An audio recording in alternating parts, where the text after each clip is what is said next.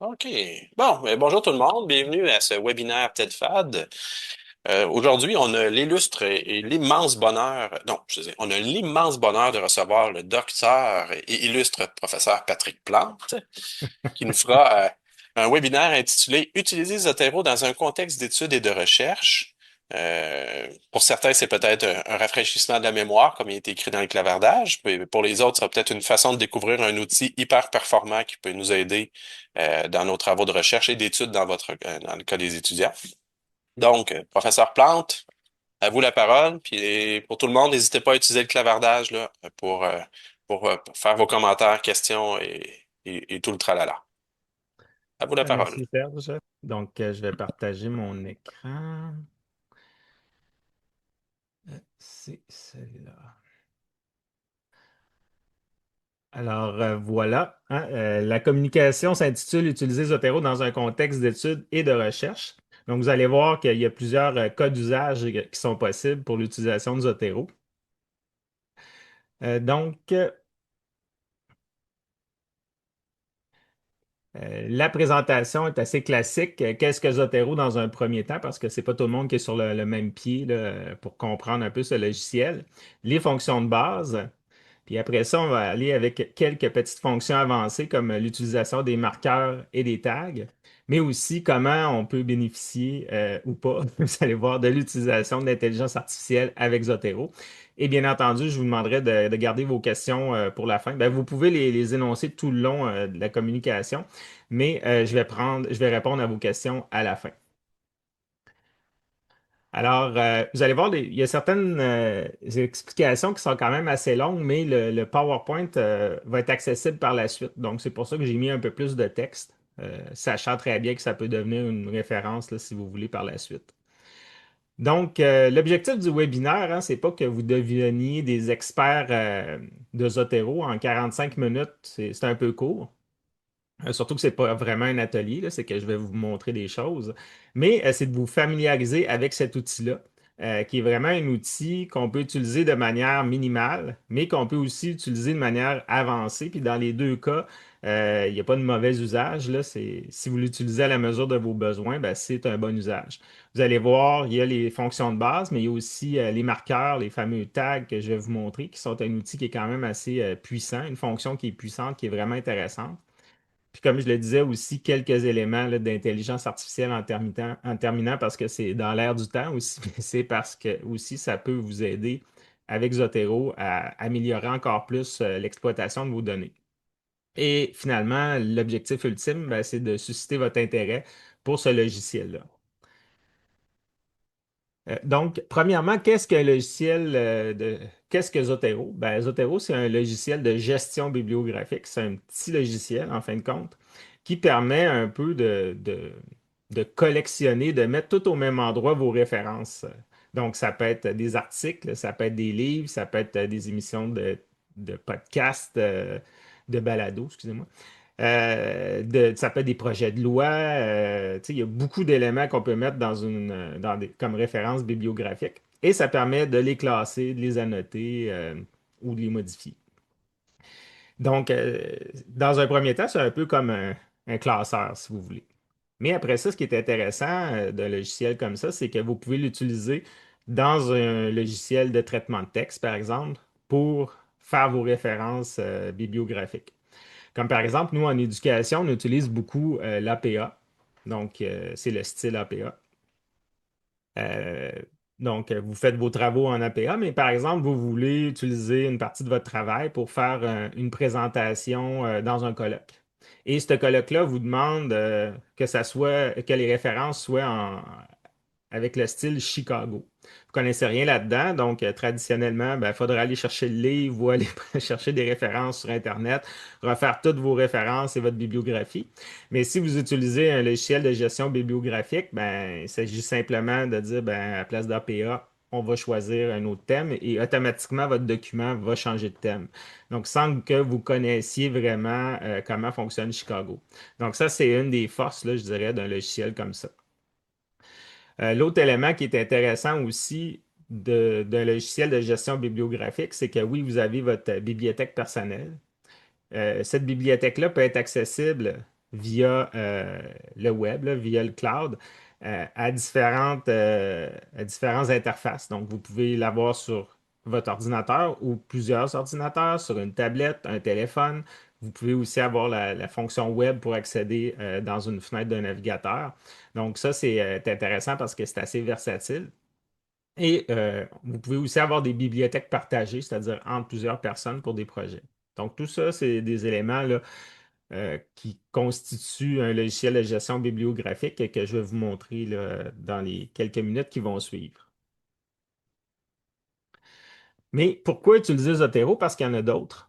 Il y a EndNote, par exemple, qui est assez populaire. Il y avait Mendeley aussi à une certaine époque. Là. J'ai perdu un peu la trace, là, mais probablement que ça existe encore. Euh, Mais pourquoi utiliser Zotero alors qu'il y a EndNote? Parce que EndNote aussi, dans plein d'universités, on l'offre gratuitement.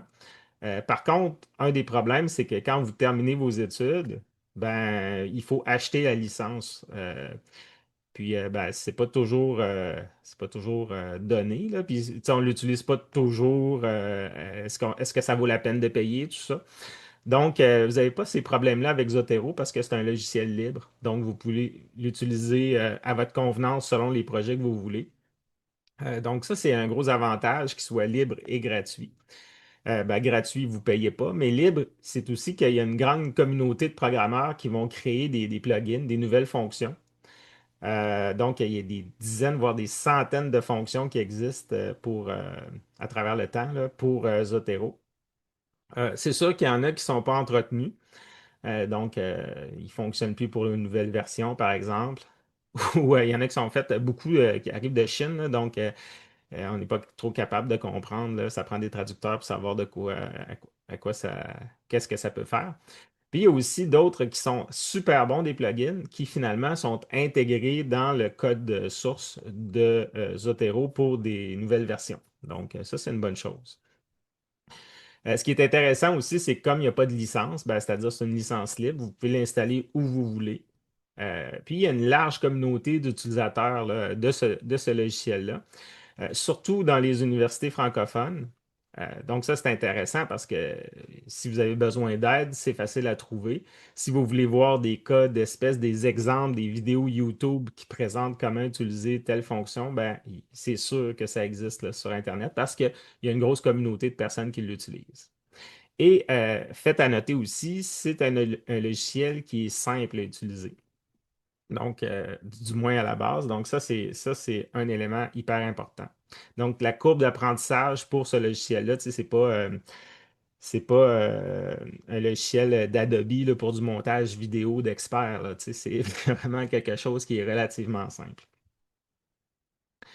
Donc, pour faire une histoire courte sur ce que je viens de dire, le logiciel de gestion bibliographique, donc c'est votre bibliothèque personnelle et vous pouvez introduire là-dedans ben, des sites Internet, des revues, des articles, des bases de données, des livres, etc., que vous pouvez synchroniser dans une bibliothèque personnelle sur le cloud, que vous pouvez partager avec d'autres personnes et que vous pouvez extraire dans un logiciel de traitement de texte sous forme de références et de bibliographie. Donc, c'est ce que ça fait à la base, là, un logiciel de traitement, un logiciel de gestion bibliographique. Donc, pour le télécharger, ben, il suffit simplement d'aller sur zotero.org. Donc, voyez-vous, c'est ORG, hein, c'est pas .com. Donc, c'est une fondation qui est derrière ça, qui finance ou qui a financé au départ la création de Zotero et qui l'entretient. Donc, ça, c'est intéressant parce qu'on sait que ça ne va pas tomber l'année prochaine, là, parce que ça fait plusieurs années que ça existe, Zotero. Il y a d'autres logiciels libres là, qui sont financés par cette fondation-là, mais c'est surtout des logiciels spécialisés pour les musées, par exemple, ou les bibliothèques. Mais Zotero, c'est le logiciel phare. Le site est en anglais, mais le logiciel est multilingue, donc il n'y a pas il y a pas d'enjeu de langue. Euh, pour le télécharger, ben, quand vous allez sur téléchargement, ben, il va vous offrir la version qui va être adaptée à votre ordinateur, comme moi c'est Windows, et adaptée aussi à votre navigateur. Comme là, moi j'y étais avec Firefox, qui est probablement le logiciel le plus compatible avec Zotero, mais maintenant, tous les navigateurs sont pas mal compatibles aussi. Donc, ça prend un connecteur qu'on appelle qui va faire le lien entre votre navigateur et votre Zotero, votre logiciel Zotero, le petit logiciel. Donc, je vais vous montrer tantôt pourquoi on demande un accès à votre navigateur.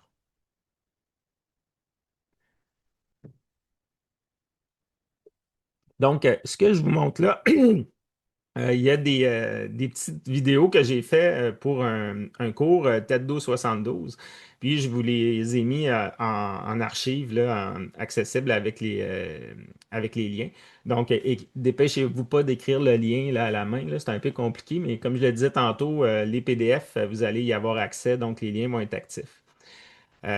Donc, je vais vous montrer, faire un petit tour de l'interface de Zotero. Donc, Zotero, ben là, moi, ça, c'est ma base de données, mon Zotero à moi. Donc, comme vous voyez, j'ai mes bibliothèques ici, puis j'ai des bibliothèques partagées ici, des bibliothèques de groupe. Donc, la plupart du temps, je fonctionne dans ma bibliothèque.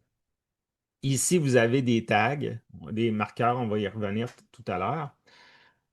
Quand vous cliquez sur ma bibliothèque, vous avez accès à toutes vos références. Donc, je regardais ce matin, moi, je suis rendu à 7700 références. Là, c'est pas tous des articles, là. Il y a des images, des vidéos, toutes sortes de choses.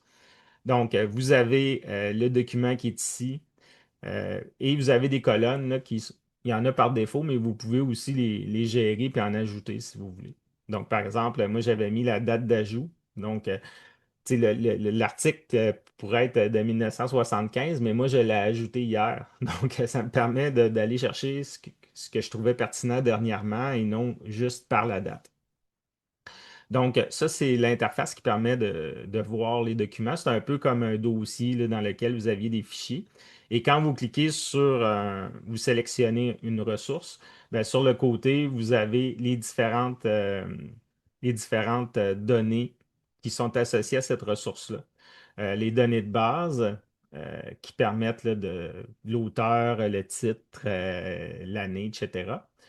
S'il y a un résumé que vous avez ajouté ou qui est là automatiquement, il va être accessible ici. Est-ce qu'il y a une pièce jointe? Donc ici, je n'ai pas le document qui est associé. Donc, je n'ai pas de pièce jointe, je n'ai pas de note. Et on peut voir où est-ce qu'il est dans ma bibliothèque. Et il n'y a pas de marqueur non plus, il n'y a pas de tag. Mais c'est bien entendu, si j'en avais, ben, il y aurait un numéro, puis on peut en avoir plusieurs, là. Je pourrais avoir 6 notes. Donc, ça me permet d'un coup d'œil de voir ce que j'ai par rapport à ce document-là.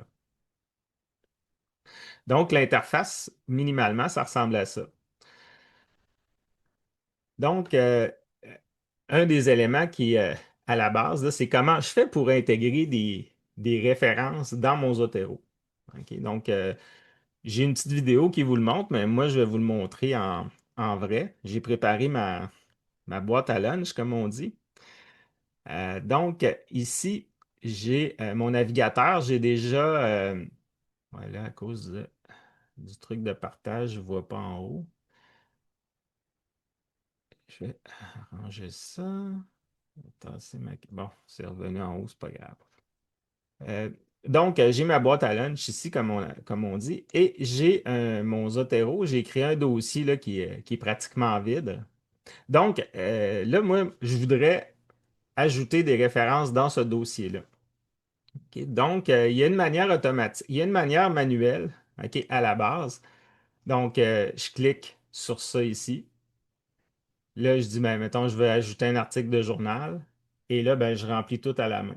OK? Donc, ça, c'est. Oh, puis j'ai mis un vrai journal, là, comme la presse. Donc, ça, des fois, on n'a pas le choix de le mettre à la main parce que c'est pas référencé. Il n'y a pas de métadonnées sur Internet. Donc, c'est possible de le faire. Puis, comme vous pouvez voir aussi, là, il y a différents types de documents, là, tu sais, actes juridiques, articles de magazine, balado, billets de blog, des cartes des brevets, et j'en passe. Donc, il y a beaucoup, beaucoup de documents, puis il y a autres aussi où il y a documents, il y a page web, donc c'est impossible qu'il n'ait pas classé ce que vous voulez placer. Donc, je vais montrer quelques cas de figure. Comme par exemple, ici, je fais de la pub en même temps, là. La revue Médiation et Médiatisation, qui est une revue de l'Université TELUC. Donc, ici, j'ai un article. OK? Donc, tantôt, je vous disais pourquoi c'est important d'avoir un petit connecteur qui va aller faire le lien entre votre navigateur et Zotero. Ben, c'est parce que ça rajoute un petit plugin pour ajouter les références automatiquement. Comme là, voyez-vous ici, j'ai une petite feuille. Ça veut dire que c'est considéré comme un article. Donc, si je veux que mon article soit dans ma base de données, dans mon Zotero, ben, j'ai juste besoin de cliquer dessus. Et là, il va aller le mettre dans le dossier que j'avais déjà présélectionné avec la référence. Donc, ça, c'est intéressant parce que comme médiatisation, c'est une revue où les articles sont librement accessibles, comme on peut voir ici. Donc, le PDF va suivre. Donc, si je retourne dans mon Zotero, ah, qui n'est pas là, je vais recliquer. Ça m'est jamais arrivé, hein, je vous le jure. Mais bon, il y a d'autres façons de s'en sortir, puis ça va. Ouais, c'est ça. Il n'est pas là, à moins que je l'aie mis ailleurs. Bon, c'est pas grave. Donc, voyez-vous, là, en temps normal, tout devrait suivre, mais là, ça n'a pas suivi. Il y a une autre façon aussi, c'est quand vous avez le numéro d'OI. OK? Donc, ça, c'est comme un numéro universel là, qui permet de retracer chaque article, de référencer chaque article dans un format standard.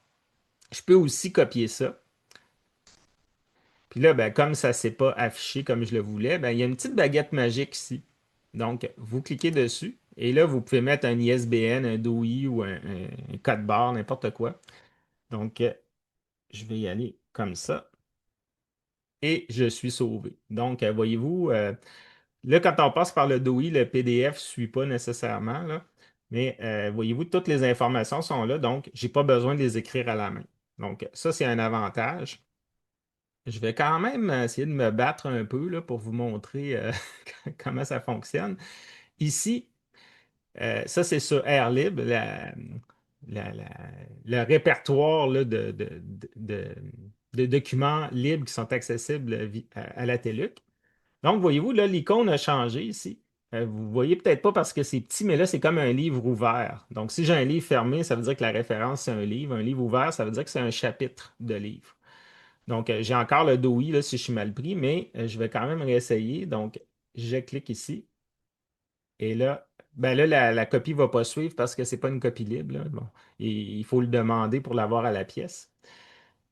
Mais on va aller voir ici. Et là, ouf, le document a suivi. Donc, je veux dire la référence. Donc, on peut voir, c'est un chapitre de livre, le titre, les auteurs, l'année, la publication, l'adresse d'origine, etc. Donc, ça, c'est vraiment bien. Donc, voyez-vous, il y a vraiment possibilité là, de rendre le travail beaucoup plus facile. Et ici, par exemple, j'ai une vidéo YouTube. Donc, voyez-vous, là, j'ai une petite caméra. Donc, je vais cliquer dessus. La vidéo va être référencée dans mon Zotero.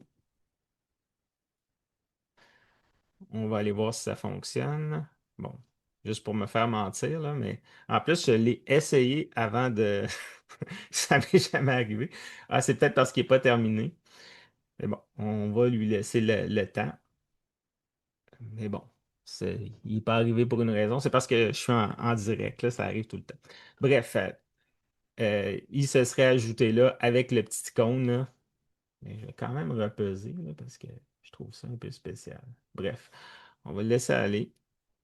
Donc, voyez-vous, on peut ajouter, comme ça peut arriver des pépins, là, comme, comme vous venez de voir, mais règle générale, il n'y en a pas là. Donc, on peut ajouter facilement comme ça l'information directement dans le Zotero. Je vais retourner à la présentation maintenant. J'étais rendu ici. OK. Donc, l'introduction des textes, je vous ai fait une démonstration des ressources. Maintenant, l'utilisation avec Zotero, avec Word, entre Zotero et Word. Il y a aussi une petite vidéo explicative, mais ça, c'est vraiment important puis intéressant. Puis c'est là aussi qu'on a un gros avantage quand on fait un travail universitaire ou un essai, une thèse. C'est que voyez-vous toutes les références qu'on peut voir, puis la bibliographie, les références dans le texte aussi, ben, tout ça peut être géré de manière automatique. Comme par exemple ici, bon, Plante 2019, mais mettons Henri et Plante en 2019 ont publié 4 documents. Donc là, ça veut dire qu'il y a 2019 A, B, C, D. OK? Mais le D, par exemple, vous en avez rajouté deux en cours de route ou trois en cours de route, n'importe, ben, les lettres vont arriver si on veut. Alors là, ben, tu sais, en temps normal, il faudrait tout aller vérifier à la main c'est de quel on parle, puis tout ça. Donc, tout ça pour dire que tous ces petits éléments-là, c'est Zotero qui s'en occupe. Je vais faire une démonstration rapidement. Donc, ici, vous avez un document Word et quand vous l'installez, vous allez avoir un petit onglet Zotero qui va s'ajouter. Donc, ça rajoute des outils. Il n'y a pas tant d'outils que ça, hein. Comme vous pouvez voir, vous pouvez ajouter ou éditer une citation, ajouter ou éditer une bibliographie, insérer une note qui s'en va dans votre Zotero. Puis, finalement, ce qui est important, c'est les préférences. Mais ça, on vous le demande au début, c'est si vous voulez changer le style, par exemple. Donc, j'aurais dû préparer un texte, mais bon, voyez-vous, il y a du texte. Je veux rajouter une référence. Donc, comment ça fonctionne? Je vais tout simplement ajouter ici. Là, on me demande la première fois dans quel style je vais prendre APA en français. Et bon, je vais prendre ça parce que je l'ai ouvert il n'y a pas longtemps. Donc, voyez-vous, la référence va être là automatiquement. Si j'écris, par exemple, selon Alvar- Alvarez, donc, je vais rajouter une référence. J'ai vu ça parce qu'il était là. Donc, la référence est ici, mais je peux faire ignorer l'auteur. C'est pas parce que je l'aime pas, l'auteur, là. C'est juste que, comme je le mentionne dans le texte, ben, on n'a pas besoin en APA de le rementionner là, dans la référence. Puis, si je veux citer tout simplement quelque chose que j'ai pas là, ben, ça, c'est un outil de recherche aussi, là. Ah ben, tiens, on va essayer Serge Gérin Lajoie. Là, t'as quelque part, Serge? Tiens, il est ici. Il est dans les auteurs. Donc voilà. Et, bien entendu, je fais mon texte et après ça, ben, les références, ça se fait automatiquement. Donc, je vais mettre un titre, tiens, titre 1. Ben, de toute façon, mon texte n'est pas vraiment beau, là, mais c'est pour vous montrer l'avantage. Donc, Zotero, ici, Add, Edit, Bibliographie. Donc, automatiquement, ça va ajouter la bibliographie. Donc, là, c'est sûr que des fois, avant de le remettre, c'est bon de faire une petite mise en page, là, mais tout est là. Et si je change des éléments dans mon texte, ben, la bibliographie va se modifier au fur et à mesure aussi. Donc, ça, c'est vraiment un des avantages là, d'utiliser un outil de gestion bibliographique. Donc, voilà. L'autre élément qui est intéressant aussi, c'est prendre des notes avec Zotero. Parce qu'on peut prendre des notes à l'externe, là, s'ouvrir un Word puis commencer à prendre nos notes, mais Zotero est fait aussi pour ça. Donc, c'est un avantage de l'utiliser en ce sens-là. Vous allez voir pourquoi. Euh, donc, ici, ben, c'est l'interface de Zotero. Donc, vous pouvez voir que quand j'ouvre une référence, par exemple, ben là, j'ai le PDF. Puis, j'ai aussi une annotation. Si je clique dessus, ben, je vais pouvoir voir l'annotation ici. OK? Donc, ça, c'est des annotations qui ont été extraites des éléments que j'ai soulignés, par exemple, dans le PDF. Donc, juste pour vous montrer qu'à ce niveau-là, on peut lire les annotations. Je vais vous montrer un peu plus tard là, avec les tags comment ça fonctionne pour les exploiter. Et il y a les bibliothèques partagées, donc en dessous, là, bibliothèque de groupe. Donc, comme là, vous pouvez voir, j'en ai plusieurs. C'est exactement comme l'autre, sauf qu'il y a plusieurs personnes qui peuvent ajouter des notes, qui peuvent ajouter des documents. Donc, puis ça se synchronise. Donc, par exemple, vous êtes une équipe, puis vous travaillez sur un projet de recherche. Ben, vous pouvez mettre en commun vos références. Et si vous écrivez un article, ben, tout le monde peut citer les documents là, parce qu'ils sont finalement accessibles dans votre Zotero. Le seul pas problème qu'il faut savoir, par contre, c'est que pour créer un groupe, ben, il faut le faire sur l'espace web de Zotero. Bon, je ne l'ai pas mentionné, là, mais pour utiliser Zotero pleinement, il faut créer un compte sur Zotero. Donc, un nom d'utilisateur, un mot de passe, que dans Zotero, vous pouvez introduire aussi pour synchroniser avec le cloud et créer des groupes. Donc, c'est simplement pour ça. Donc, si vous avez un exemple de groupe là, que j'ai créé sur l'espace Zotero web, mais finalement qui se répercute dans les bibliothèques partagées du Zotero. Donc maintenant, on arrive à fonction un petit peu plus avancée, les marqueurs ou les tags. Donc, pourquoi j'en parle? Ben, c'est parce que c'est un petit outil qui est assez puissant pour classer, pour organiser ou retrouver vos références. Donc, quand vous en avez beaucoup, ça peut être une excellente chose, hein. Comme je ne sais pas si je vous l'ai dit tantôt, là, mais j'ai près de 7700 documents, moi, dans ma bibliothèque Zotero. Donc, c'est sûr que ça prend du classement. Mais des fois, c'est pas assez juste classer, là. Donc, il faut aller un peu plus loin. Si on fait juste classer par des dossiers, par exemple. Donc, les tags permettent d'aller beaucoup plus loin et d'aller minutieusement dans chaque article. Donc, c'est ce que les dossiers peuvent pas faire. Donc, pourquoi utiliser des marqueurs? Ben, je viens de le dire un peu, hein. Ça permet une recherche rapide dans toute votre bibliothèque, par exemple, sur un sujet particulier. Donc, ça, c'est vraiment intéressant. Ça aide aussi finalement à mieux classer là, pour l'organisation. Puis dans une gestion de projet, puis là, on parle de projet, ça peut être un essai, ça peut être un article, ça peut être un document. Ben, c'est certain que ça va vous aider là, beaucoup, là. Puis pour vous montrer un peu à quoi ça ressemble, je vais vous montrer un exemple dans un projet réel que j'ai fait. Puis c'est là que j'ai, disons, utilisé les tags, là, j'allais dire à leur plein potentiel, là, mais disons à leur potentiel. C'est que dernièrement, j'ai lancé un cours qui s'appelle TED 1280 sur les jeux sérieux. Et disons que c'est un projet qui vient d'être lancé, mais ça fait depuis 2022 là, que je travaille dessus. Donc, puis je m'intéressais aux jeux sérieux, bien entendu, avant. Si j'ai voulu faire un cours, c'est parce que j'avais un intérêt. Donc, j'ai pas besoin de vous dire que j'avais une base de données là, en documents qui était vraiment énorme, plusieurs centaines de documents. Et je voulais faire en sorte d'avoir un cours qui était vraiment basé sur la littérature scientifique sur le sujet. Donc, j'ai utilisé les tags pour vraiment aller chercher le maximum de chacun des documents. Donc, pour vous montrer un peu l'architecture là, de mon Zotero à ce moment-là. Donc, dans mes cours à conception, là, j'ai créé un. Là, on est dans les dossiers, là, un dossier 1280 pour le projet, dans lequel j'ai mis mes références. C'est l'ancienne version qui datait de 98. Donc, c'était un des premiers cours à la TELUC en ligne. Faites-vous-en pas, là, il n'était plus à l'offre, mais historiquement, c'est un des premiers cours. Et chacun des modules. Et dans chacun des modules, j'ai créé des sous-dossiers, si on veut, à valider. Donc, ça, c'est toutes les références que je n'ai pas regardées. Il y a les images, donc ça, c'est les images que je vais utiliser. Pour aller plus loin, ben, ça, c'est que je ne vais pas nécessairement utiliser, mais que je peux offrir en référence et valider.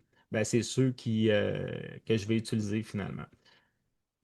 Puis on ne le voit pas ici, là, mais j'ai aussi un rejeté là, que j'ai pas utilisé finalement. Donc, j'ai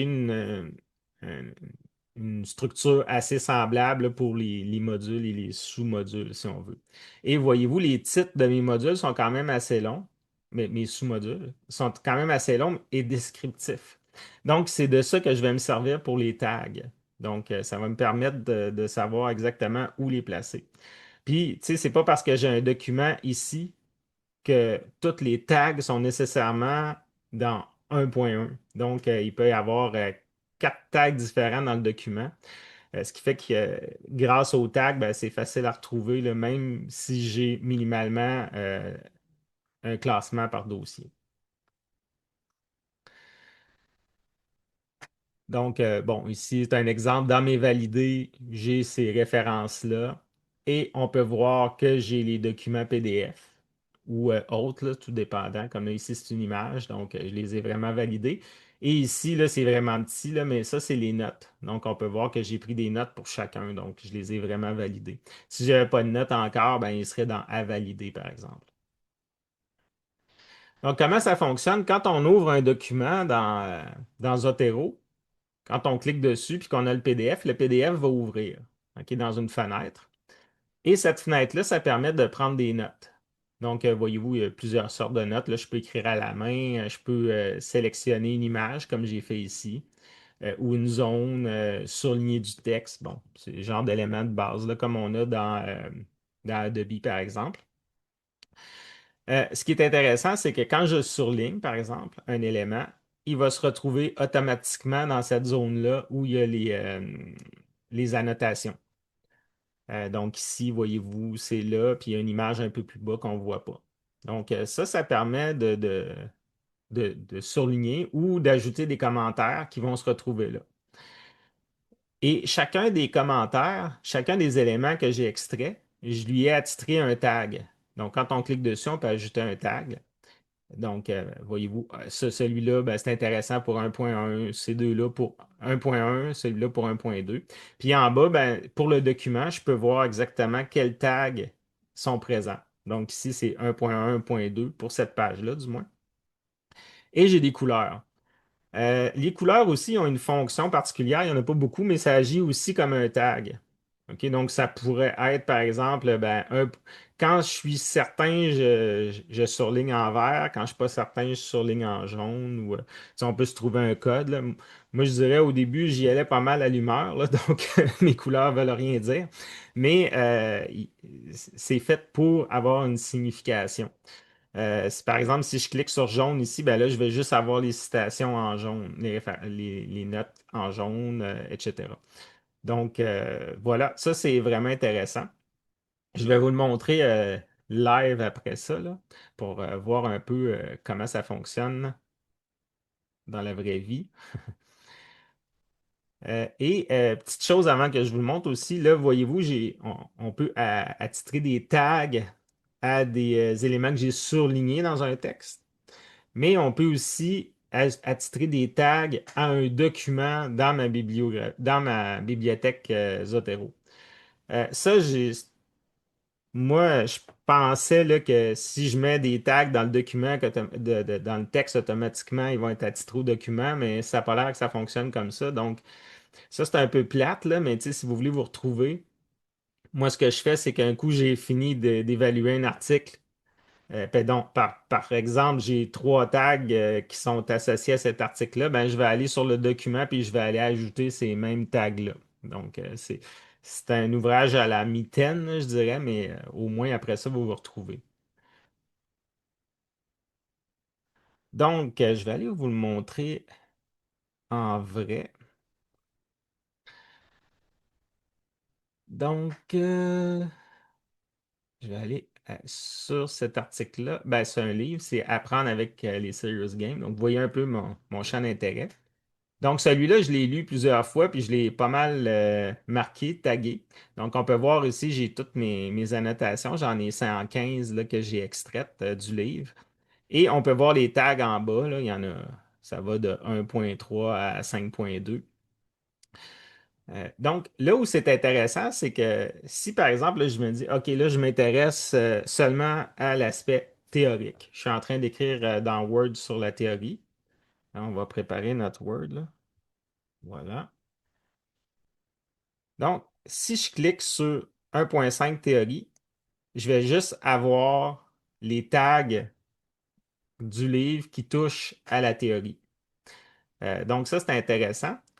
Puis, ce qui est intéressant aussi, c'est que si je les sélectionne, puis que je les copie, CTRL-C, je m'en vais dans Word et je les colle. Donc, ça, c'est intéressant parce que ça colle exactement ce que vous avez sélectionné en texte brut. Donc, il n'y aura pas de changement de ligne n'importe où, là. Donc, il vous le met en référence, donc entre guillemets, avec la référence. Donc, où ça provient exactement du livre.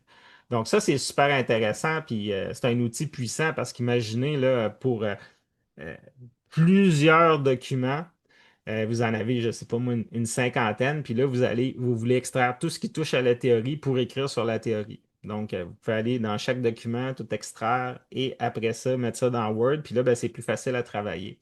Donc, ça, c'est vraiment une façon là, qui est vraiment pertinente et intéressante d'utiliser les tags. Là, je me sens encore perdu. Je vais repartir d'ici. Donc, ça, c'est un exemple pour le travail des tags, puis comment on peut les copier aussi dans Word.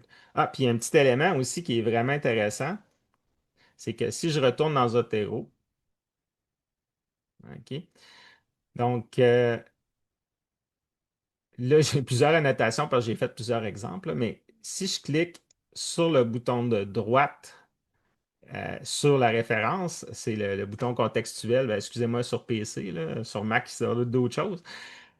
Donc, il y a la possibilité de extraire les notes. Donc, il faut aller sur le PDF et là, ajouter une note depuis les annotations. Donc, voyez-vous, ça, ce que ça va faire, là, c'est que ça va aller prendre toutes vos notes et que ça va les extraire dans un petit fichier là, qui permet d'aller le consulter sans être obligé d'entrer dans le document.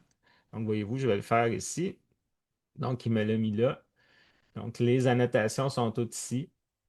Donc, ça aussi, je pourrais faire en sorte tout simplement les copier et aller porter ça dans Word.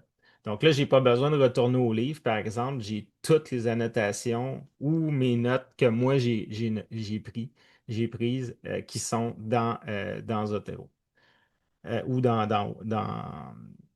Word. Alors, voilà pour ça. Donc, ça, c'est intéressant aussi.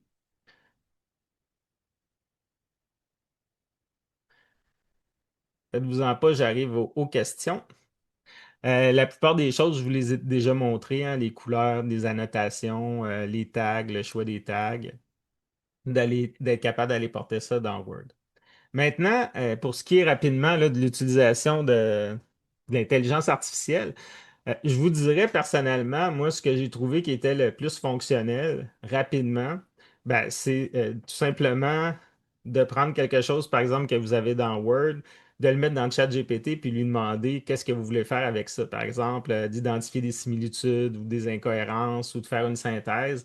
Et puis là, ben, ça va vous permettre de vous faire une idée. Ça, c'est un exemple. Et parce qu'il y a des outils qui peuvent s'intégrer directement dans Zotero sous forme de plugin. J'en ai essayé plusieurs, là. Il y en a un qui s'appelle Aria. Honnêtement, je ne sais pas si c'est ce que ça veut dire en français, mais c'est pas mal ce que ça veut dire, là. C'est pas super. Il y a Zotero, ChatGPT, Awesome GPT, Zot AI, qui n'est pas vraiment un plugin, mais qui est un peu le même genre d'outil. Dans le fond, c'est des outils qui permettent de poser des questions directement à votre PDF. Par contre, euh, comment bien intégrer ça? Parce que là, il faut mettre un API, par exemple, GPT, qu'il faut souvent payer. Il faut payer pour ça, il faut paramétrer ça. C'est vraiment pas facile. Donc, moi, je vous dirais, avec le bénéfice que vous avez là, comparativement à le faire directement, là, j'avais fait ChatGPT, mais ça peut être dans n'importe quel autre aussi. Disons que c'est plus facile comme ça qu'en utilisant, pour l'instant, en tout cas, un plugin. Par contre, il y a d'autres outils là, rapidement qui sont vraiment utiles. Eux, ce qu'ils font, c'est que vous branchez votre Zotero à ce service-là. Et là, ben là, ça va explorer votre bibliographie ou une partie de votre bibliographie là, que vous avez dans Zotero. Et ça va faire des embranchements. Comme par exemple Research Rabbit, ben là, ça fait des cartes conceptuelles, par exemple, des auteurs. Puis là, ben, vous pouvez voir d'autres auteurs similaires par rapport aux données que vous avez. Donc, ça, c'est un outil de découvrabilité qui est vraiment intéressant.